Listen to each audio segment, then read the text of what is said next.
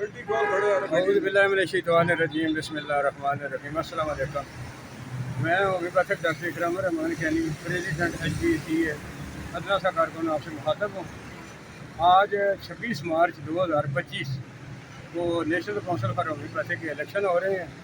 तो हम काफ़ी डॉक्टर्स जो हैं पहले खुद भी जा रहे हैं, कुछ मेरे साथ भी जा रहे हैं और पीछे और भी आ रहे हैं।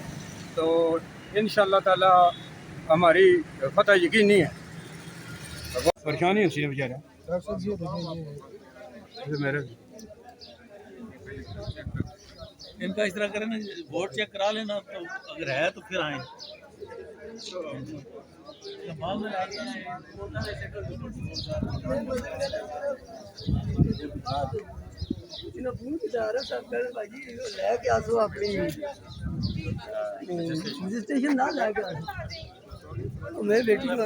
माशाल्लाह इस टाइम होम्योपैथिक अलायंस का राज है यहाँ पर, और काफ़ी वोटर्स अलायंस आए हुए हैं और वोट वो डाल रहे हैं।